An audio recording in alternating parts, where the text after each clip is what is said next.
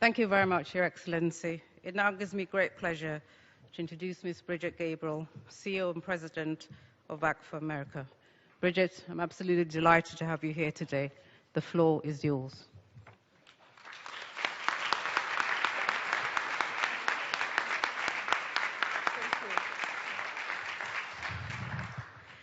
Thank you. I am honored to be here today. Ladies and gentlemen, it is an honor and privilege to be here today speaking in defense of Jews worldwide and the evils of anti-Semitism. As you notice, I am wearing a Star of David. This necklace was given to me by a man during a book signing in Dallas, Texas. This necklace belonged to his wife who died in a tragic accident. He said to me crying, "This necklace was my wife's favorite. She died wearing it. She considered you her hero for your work for the Jewish people. I want you to have it. Promise me you'll wear it." I couldn't find a more befitting time to honor her and her memory than now, wearing this Star of David as a Lebanese, giving a keynote speech at the United Nations in defense of the Jewish people. We are here today to address the rise of global anti-Semitism. 10 years ago, Natan Sharansky explained, classical and anti-Semitism is aimed at the Jewish people or the Jewish religion. New anti-Semitism is aimed at the Jewish state. Mr. Sharansky devised what he called the 3D test. The 3Ds are demonization, double standards, and delegitimization. Demonization is making bizarre, ugly claims that have no basis in reality. Comparisons between Israel and the Nazis, or assertions that Israel has been committing genocide against the Palestinians are examples of demonization. Such claims are nonsense. If Israel has been committing genocide against the Palestinians, then why has the population of Palestinians increased more than 600% since 1948? Israel must be the most incompetent mass murderer in the history of the world. When Israel is held to a standard that no other country in the world would be expected to meet, that double standard is itself anti-Semitism. For instance, Israel is a vibrant democracy where human rights are protected and respected. And yet the United Nations so-called Human Rights Commission spends most of its time and effort investigating and condemning Israel while they gloss over or ignore the massive and continuing human rights violations that occur in Iran, Cuba, China, and many other brutal, repressive atrocities. Delegitimization of Israel is to assert that of all the people in the world, only the Jewish people do not have a right to a statehood. In fact, Israel's historical, legal, and moral right to exist as a Jewish state is a codified principle of international law. This codification is explicitly based on the long, continuous, and well-documented connection of the Jewish people to the land of Israel. To deny the connection of the Jewish people to the land of Israel is anti-Semitism in its purest form. But why should anti-Semitism matter to the rest of the world? Why should the world care? It should, not merely because it's morally repugnant, which it most definitely is. The world should care about anti-Semitism because of fundamental self-preservation.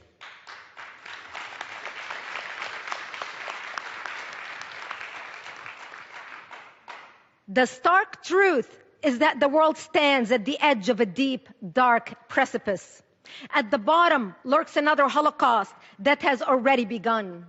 This time, the genocide is not only against the Jews. The so-called Islamic State had made it abundantly clear that it can be committed against non-Jews. ISIS persecuting and killing members of every religious, ethnic, and nationalistic community they encounter. ISIS is slaughtering Syrians, Iraqis, Lebanese, Palestinians. ISIS is slaughtering Christians, Sunnis, Shiites, Alawites, Kurds, Druze, and Yazidis.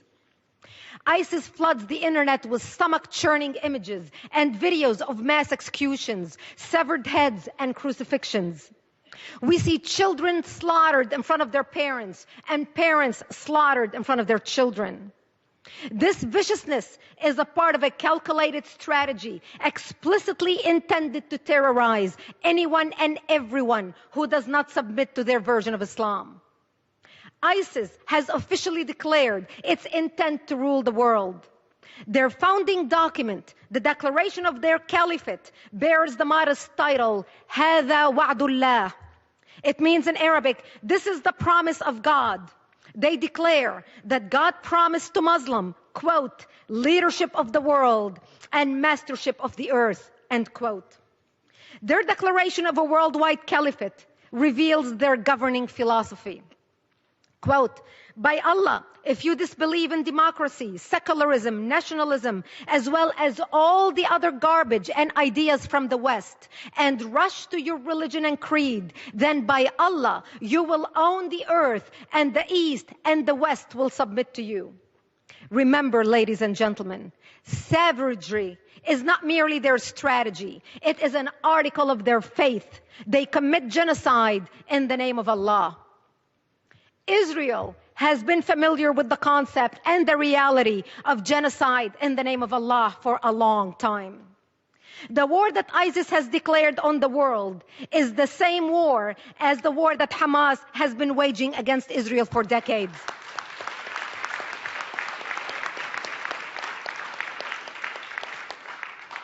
The only difference, again, is focus. ISIS seeks a worldwide caliphate. Hamas is focused on the destruction of Israel. However, their motivation, methods, and morals are the same.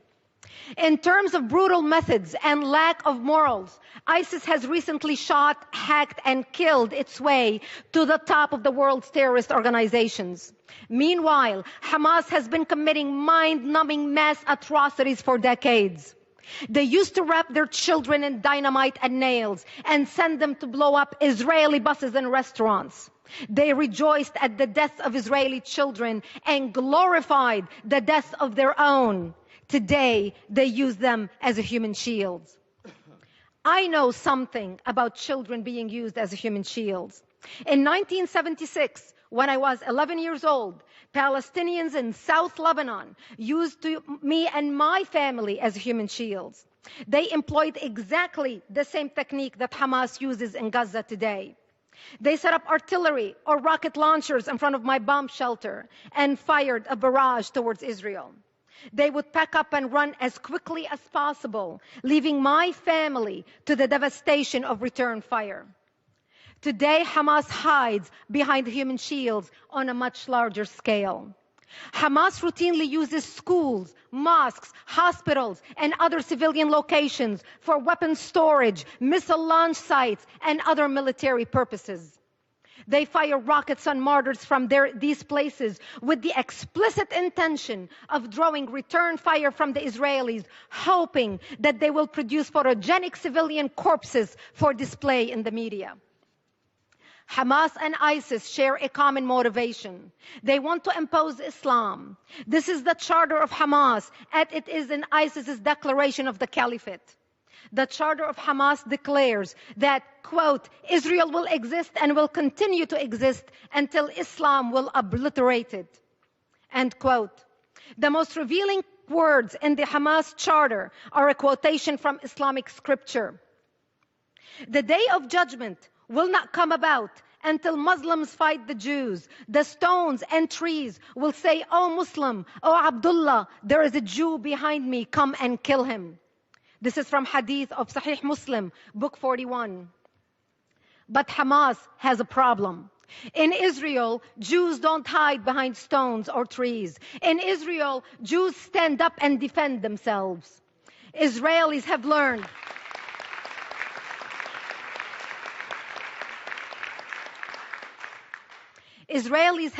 from history that if someone repeatedly says they're going to kill you, they mean it. A lesson the world is only now learning.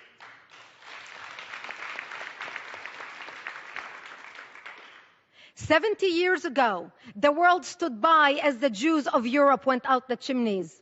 Today, the Jews of Israel aren't going to go quietly into the slaughter as they sit on the front line of fighting for Western civilization, fighting for all of us.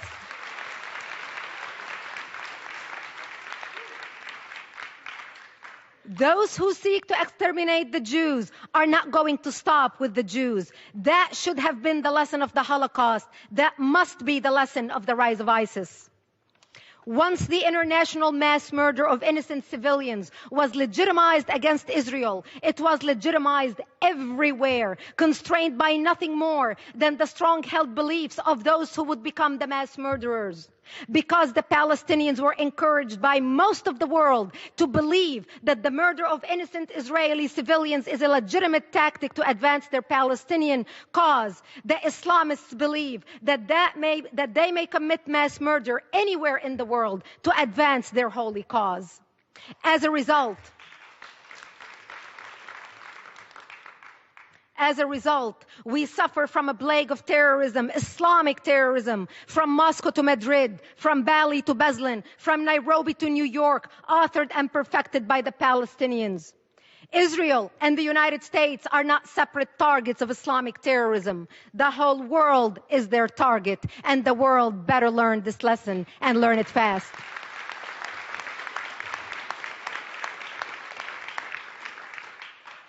Evil dwells when courageous men become bystanders.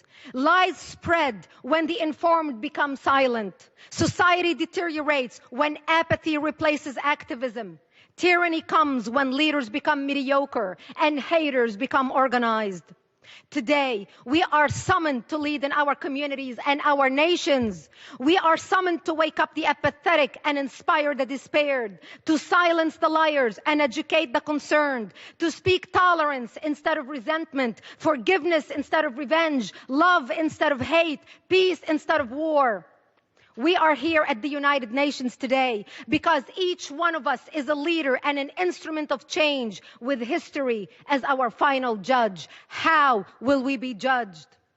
I, as a leader of ActForAmerica.org, the largest national security organization in America, with chapters in 11 countries around the world, am committed to do whatever possible we can to stand up with the Jewish people and defend them.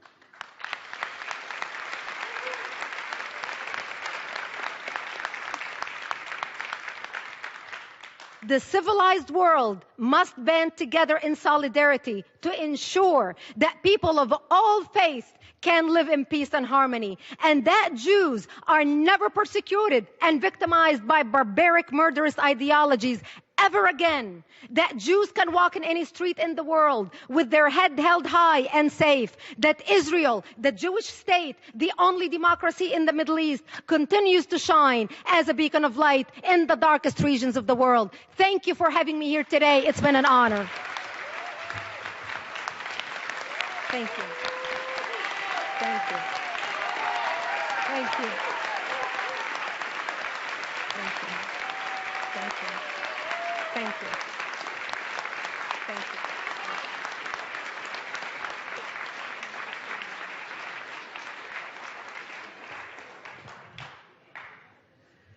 Thank you, Ms. Bridget Gabriel.